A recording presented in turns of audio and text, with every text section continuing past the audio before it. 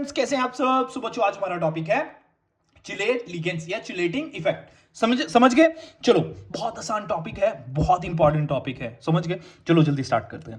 देखो बच्चों, chelate ligands क्या होते हैं, चिलेट इफेक्ट क्या होता है, कौन शो करते हैं और क्यों शो करते हैं, ये पढ़ेंगे हम, समझ गए। तो सबसे पहले आप जानिए कि चिलेट इफेक्ट करता कौन शो है। देखो, जो भी बाइडेंटेड और पॉलीडेंटेड लिगेंड्स होंगे ना, वो सेंट्रल मेटल एटम से क्या अटैच जो होंगे। देखो, अब बाइडेंटेड मतलब जो जिसकी दो डोनर साइड्स होंगे, ठीक है, और पॉली मतलब जिसकी दो से ज्यादा होंगी, तो वो क्या एट ए टाइम मेटल को डोनेट करेंगे अपने लोन पेयर, ठीक है।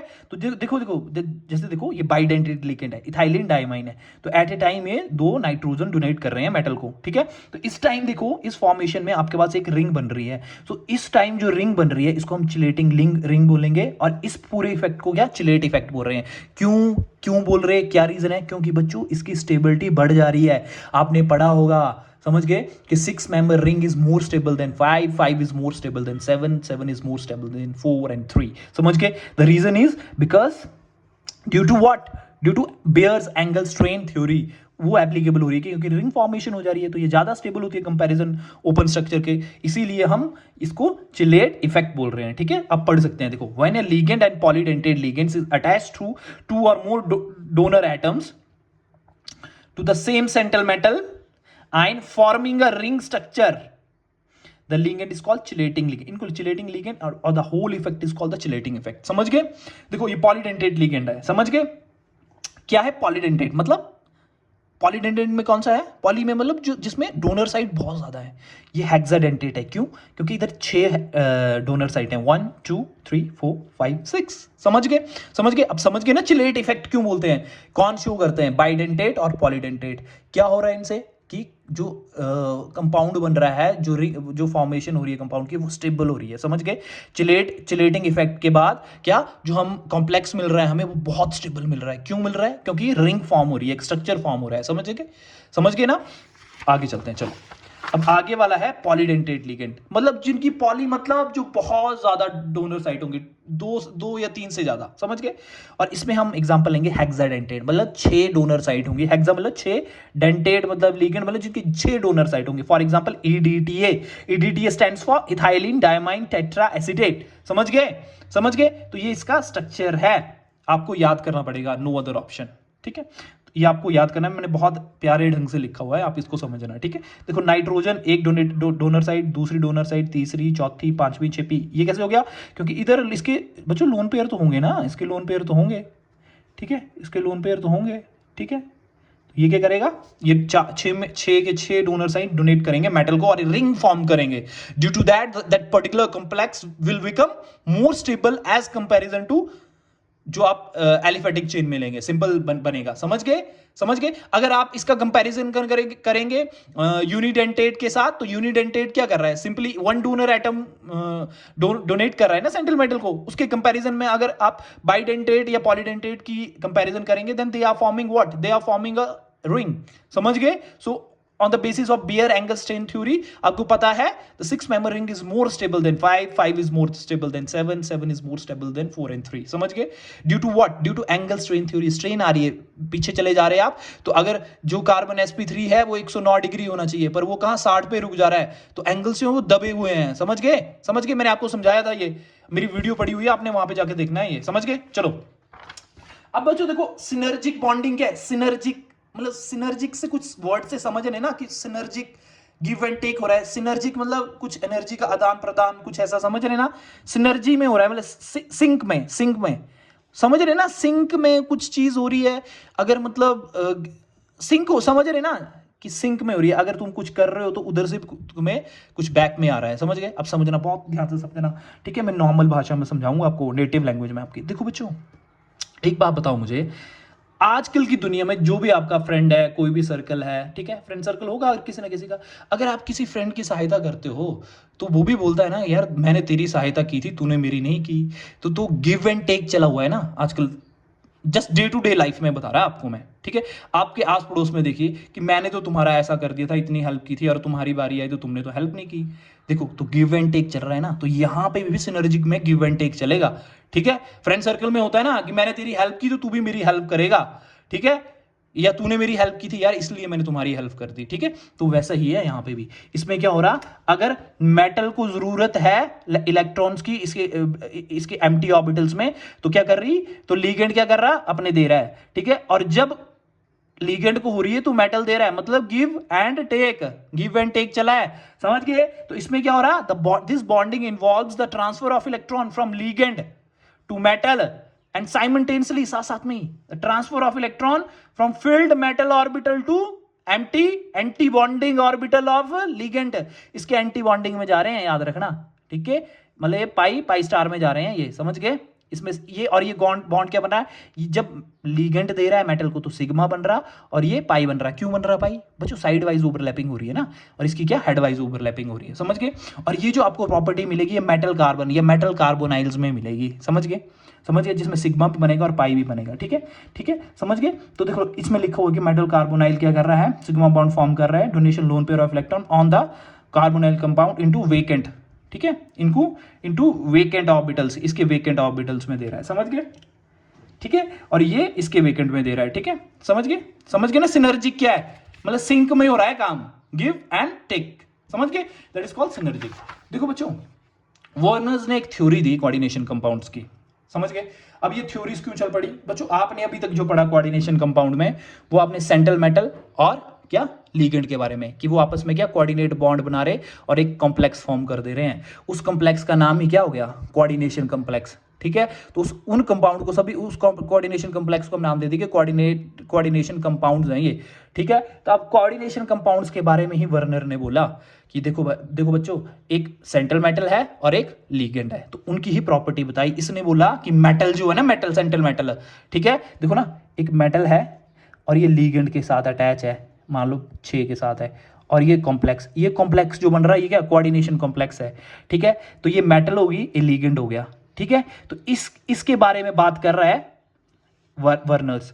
इसने बोला कि जो मेटल है ना, मेटल, ठीक है, तो अब बच्चों बोलोगे मेटल कौन हो सकती है बच्चों, डी ब्लॉक की एलिमेंट्स जो है ना, वो आप मैक्सिमम को इधर मेटल ले सकते हैं क्योंकि उनके एम्प्टी ऑर्बिटल्स होंगे, समझ गए, ठीक है। तो बच्चों देखो ना, अब मेटल के बारे में क्या बता रहा है कि मेटल को बोल रहा है कि 2 टाइप की बैलेंसी होगी इसकी, एक प्राइमरी होगी एक सेकेंडरी। मेटल के 2 टाइप की, और प्राइमरी क्या शो करेगी कि इस पे कितना चार्ज है मेटल पे, ठीक है, कि प्राइमरी बैलेंसी क्या शो करेगी कि मेटल पे कितना चार्ज है, और उसी को charge on formal charge on any element is called क्या, ऑक्सीडेशन नंबर, ठीक है। अगर चार्ज के बारे में बात करें तो चार्ज क्या है, ऑक्सीडेशन नंबर है उसका, ठीक है। अगर इधर मैं +2 लगा दूं तो क्या चार्ज +2 है, तो +2 क्या शो कर रहा है, ऑक्सीडेशन नंबर भी उसी को बोलते हैं, चार्ज को ही, ठीक है। और सेकेंडरी बैलेंसी क्या शो कर रही है कि कितने लीगेंड अटैच हैं मेटल के साथ, ठीक है। मेटल की प्रॉपर्टी बता रही, प्राइमरी बता रही कि मेटल पे कितना चार्ज है, और सेकेंडरी बता रही कि कितने लीगेंड के साथ जुड़ा है, और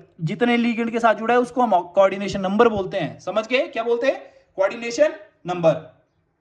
तो बच्चों देखो, primary valency is responsible for the charge on the central metal and oxidation state भी इसको बोला है। और बच्चों याद रखना, ये आयनाइजेबल है, क्या है, आयनाइजेबल, मतलब इसको हम डॉटेड से शो करते हैं, मतलब टूट सकता है ये। अब इस पे जो चार्ज आ रहा होगा वो किसी ना किसी चीज के काउंटर आयन की वजह से ही आ रहा होगा, ठीक है। ये कोई ना कोई, मतलब मान लो मैंने इधर लगा दिया क्लोरीन के 2, तो इस पे जो चार्ज आ रहा है ना वो इसकी वजह से आएगा, काउंटर आयन की वजह से मेटल पे चार्ज आ रहा है, तो ये क्या होगी, आयनाइजेबल, मतलब इसको तोड़ सकेंगे हम, ठीक है, समझ गए। जब इसको आप वाटर में डाल रहे हैं तो ये आयंस में टूट जाएगा बच्चों, उसके बारे में बात कर रहा, ठीक है। देखो अब सेकेंडरी बैलेंसी के बारे में क्या बोल रहा है, ये पढ़ो, कि मैंने सेकेंडरी बैलेंसी के बारे में बताया ना कि कितने ये लीगेंड्स के बारे में बात कर रहा है कि मेटल के साथ कितने लीगेंड है, मतलब कोऑर्डिनेशन नंबर बता रहा है, ठीक है। तो बच्चों ये नॉन आयनाइजेबल है कि लीगेंड की बॉन्डिंग को नहीं तोड़ पाएंगे हम, समझ गए। फॉर एग्जाम्पल देखो, ये कॉम्प्लेक्स है, ये मेटल आ गई, ये लीगेंड आ गए, तो मेटल पे जो चार्ज है वो क्या बता रहा, प्राइमरी, और कितने लीगेंड जुड़े हैं वो क्या बता रहा, सेकेंडरी, समझ गए।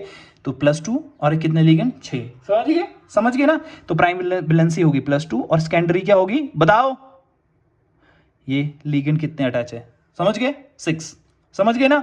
अब देखो विल्किंसन कैटलिस्ट है, इस पे की प्राइमरी बैलेंसी क्या है कि सेंट्रल मेटल पे कितना चार्ज है, कितना है, +1, क्योंकि ये जो है फॉस्फीन जो है ये क्या है, ट्राइफिनाइल फॉस्फिन है ये, समझ गए। ये जो है ये तो न्यूट्रल लिगेंड है, समझ गए। तो इस पे चार्ज होता है 0, तो इस पे -1, तो इस पे कितना हो गया मेटल पे +1, ठीक है। तो +1, इस पे कितना चार्ज है वो क्या प्राइमरी, और कितने लिगेंड्स अटैच हैं वो क्या सेकेंडरी, समझ गए। समझ गए ना बच्चों, समझ गए या नहीं समझ गए, समझ गए।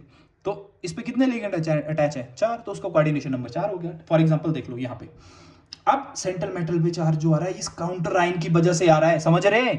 तो इस पे +3, क्योंकि इसका -3 है तो ये +3 आ गया। और अमोनिया क्या है लीगेंड, कितने लीगेंड अटैच हैं 6, तो सेकेंडरी 6। मैंने आपको बोला था ये आयनाइजेबल होती है, जिसकी वजह से आ रहा है। इस पे चार्ज किसकी वजह से, इसकी से ना, तो ये आयनाइजेबल डॉक्टर से। और ये जो है आयनाइजेबल मतलब ये टूट सकती है, ये आयंस टूट रहे तभी इस पे चार्ज आ रहा। वाटर में डालो आयंस क्या बनेंगे, एक 3 क्लोरीन के बन जाएंगे और ये पूरा कॉम्प्लेक्स बन जाएगा, ठीक है। तो आयनाइजेबल क्यों बोला है, क्योंकि ये टूट सकती है इस कंपाउंड से, इस कोऑर्डिनेशन कंपाउंड से, समझ गए। समझ गए। नॉन आयनाइजेबल क्यों, जब वाटर में डालोगे तो ये कॉम्प्लेक्स थोड़ी नहीं टूटेगा, ये नहीं टूटेगा, समझ गए। तो देख लो ये बन गया स्ट्रक्चर, ठीक है।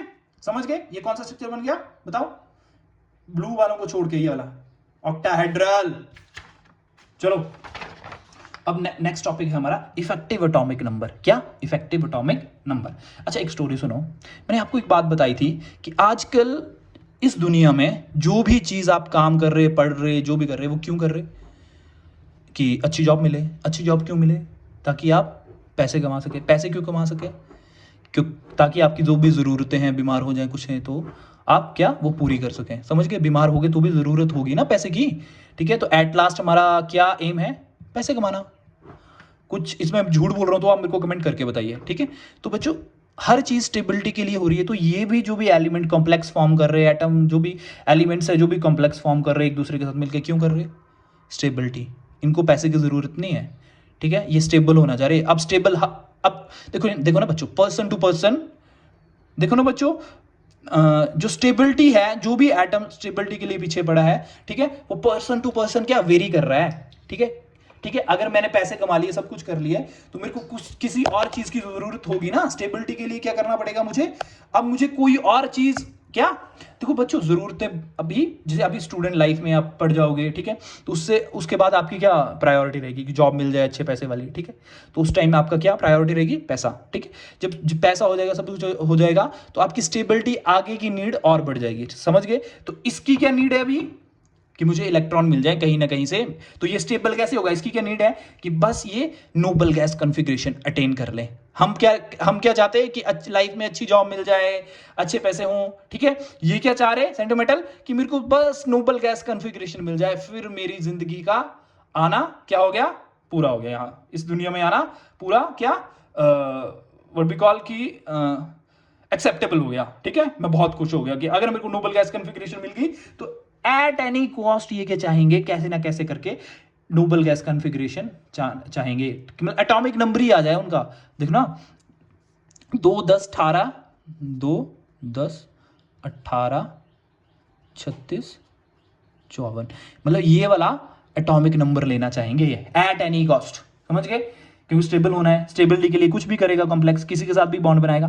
तो इसीलिए इधर क्या कर रहे हैं हम, इसमें हम पता कर रहे हैं कि सेंट्रल मेटल के ईएन रूल क्या है। इसमें पता कर रहे हैं कि पहले सेंट्रल मेटल के पास कितने इलेक्ट्रॉन थे, और जब उसने कॉम्प्लेक्स फॉर्म कर लिया तो इसके पास कितने हो गए समझ गए ना। तो इसमें यही चला है कि पहले इसके पास 26 थे, ठीक है, और इसने बाद में कॉम्प्लेक्स फॉर्म कर लिया तो इसके पास 36 हो गए। वाओ, अटेन्ड, स्टेबिलिटी अटेन्ड, मतलब इसका एम कंप्लीटेड, समझ गए।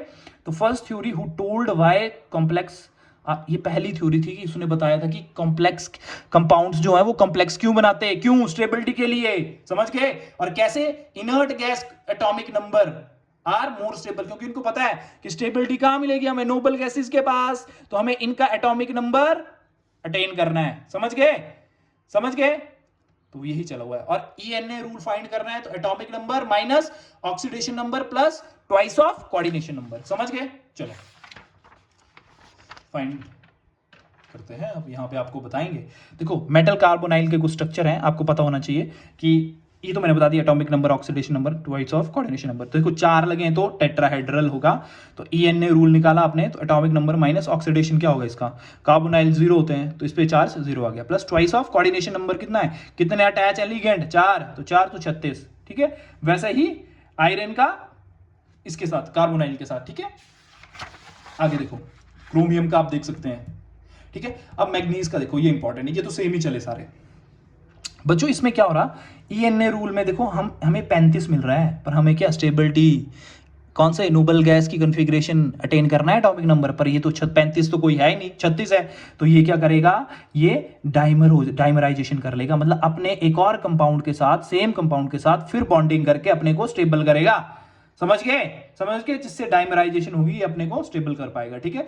ये भी ये इसने ऐसे कर लिया तो एक इलेक्ट्रॉन ले लिया तो 36 हो गया, और इसने भी ये ले लिया तो 36 हो गया। समझ गए, बॉन्डिंग कर लेगा या म्यूचुअल शेयरिंग के साथ, ठीक है बच्चों। अब हमारा नया टॉपिक आ गया IUPAC।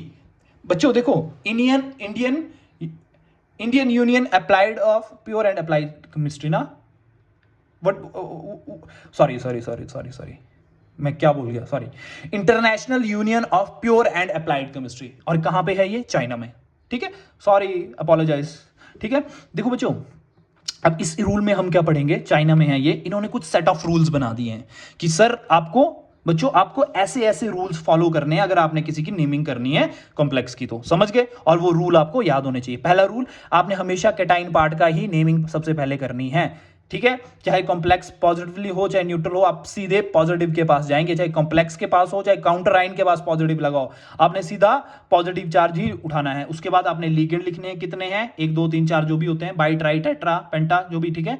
फिर आपने लिगेंड का नाम लिखना है, फिर आपने देखना कि लिगेंड का नाम जो लिख रहे तो अल्फाबेटिकल ऑर्डर में, और ये लिखना है कि जब सेंट्रल मेटल का नाम लिखोगे तो आपने ऑक्सीडेशन स्टेट जरूर लिखनी है, और आपने एनाइन का सबसे पीछे लिखना है नाम। समझ गए। देखो फॉर एग्जांपल, कैटाइनिक पार्ट ये वाला, नेगेटिव पार्ट, अब क्लोरीन है, आपको पता होना चाहिए कि नेगेटिव पार्ट एनाइनिक पार्ट है और कैटाइनिक है, तो कैटाइनिक का नाम लिखना सबसे पहले लिगेंड, तो triamine, triaqua, chromium, metal आ गई ऑक्सीडेशन नंबर जल्दी से, और क्लोराइड। वैसा ही इसमें tetra ammine copper, oxidation number sulphate, di ammine, क्यों लिख रहा अमाइन पहले, क्लोरीन ब्रोमीन क्यों नहीं लिखा, alphabetical order, keep in mind, must follow the alphabetic order, di ammine, bromo, chloro, copper, 3 nitrate. समझ गए। अब देखो नेगेटिवली चार्ज, अगर सपोज करो कि जैसे कॉम्प्लेक्स नेगेटिव चार्ज आ गया और ये counter ion positive, then also you must follow the first rule, first name the cation, ठीक है। कैटाइन के पास भागो, कौन आ गया, पोटेशियम, टेट्रा मत लिख देना, पोटेशियम, फिर हेक्सा, साइनो, फेरेड। एक बात याद रखना, सारे रूल सेम है, बस जब आप इसमें सेंट्रल मेटल का नाम लिखोगे और ये अनाइनिक पार्ट में होगा तो इसका 8 करके सुफिक्स क्या लगाना है, 8, as the complex sign is an anionic, the name of the metal end with suffix 8 followed by oxidation state, ferrate 2। समझ गए। अगर बच्चों आपको कोई भी कंफ्यूजन है इस कॉम्प्लेक्सेस को लेके, नेमिंग को लेके, तो आप मेरे को कमेंट कर सकते हैं। So thank you so much, bye bye, take care.